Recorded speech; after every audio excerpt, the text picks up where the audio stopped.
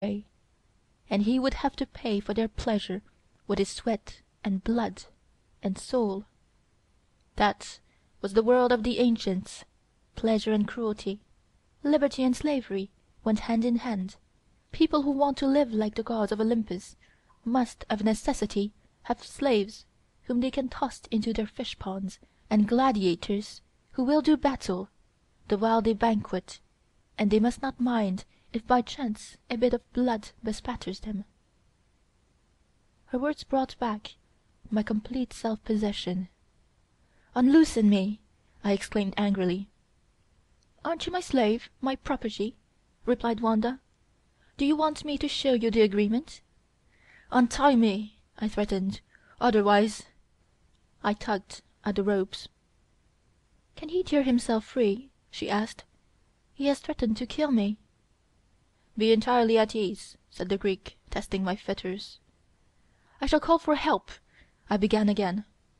"No one will hear you," replied Wanda, "and no one will hinder me from abusing your most secret emotions, or playing a frivolous game with you," she continued, repeating with satanic mockery phrases from my letter to her.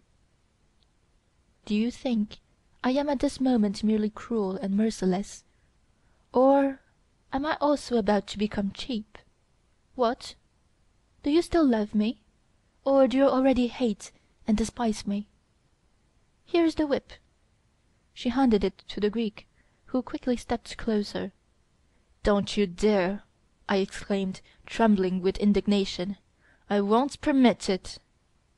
"Oh, because I don't wear furs," the Greek replied with an ironical smile, and he took his short sable from the bed. "You are adorable!" exclaimed Wanda, kissing him, and helping him into his furs. "May I really whip him?" he asked. "Do with him what you please," replied Wanda. "Beast!" I exclaimed, utterly revolted. The Greek fixed his cold tigerish look upon me, and tried out the whip. His muscles swelled when he drew back his arms, and made the whip hiss through the air. I was bound like Marsyas while Apollo was getting ready to flay me.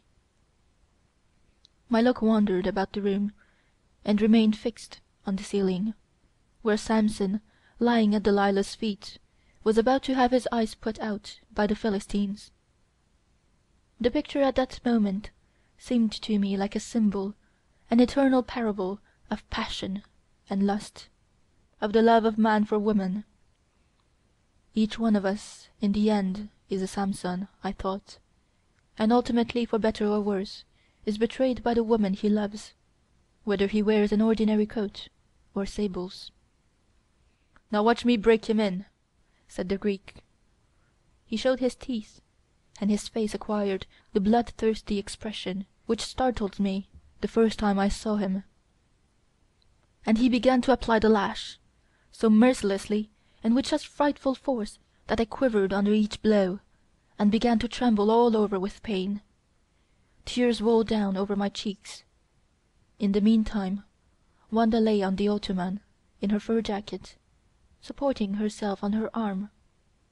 She looked on with cruel curiosity, and was convulsed with laughter. The sensation of being whipped by a successful rival before the eyes of an adored woman cannot be described. I almost went mad with shame and despair. What was most humiliating was that, at first, I felt a certain wild supersensual stimulation under Apollo's whip and the cruel laughter of my Venus, no matter how horrible my position was.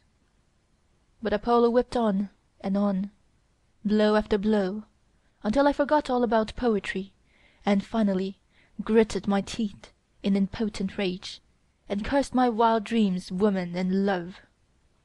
All of a sudden I saw with horrible clarity whither blind passion and lust have led man, ever since Holofernes and Agamemnon, into a blind alley, into the net of woman's treachery, into misery, slavery, and death. It was as though I were awakening from a dream. Blood was already flowing under the whip. I wound like a worm that is trodden on. But he whipped on without mercy, and she continued to laugh without mercy.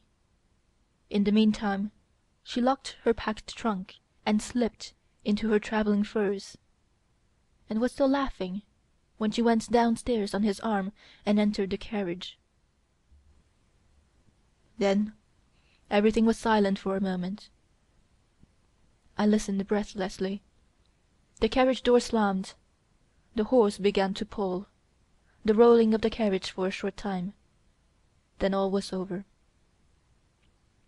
For a moment I thought of taking vengeance, of killing him, but I was bound by the abominable agreement.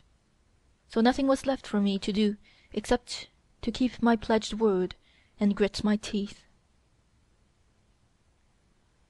My first impulse after this, the most cruel catastrophe of my life, was to seek laborious tasks, dangers, and privations. I wanted to become a soldier and go to Asia or Algiers, but my father was old and ill and wanted me. So I quietly returned home and for 2 years helped him bear his burdens, and learned how to look after the estate which I had never done before. To labor and to do my duty was comforting like a drink of fresh water. Then my father died, and I inherited the estate. But it meant no change.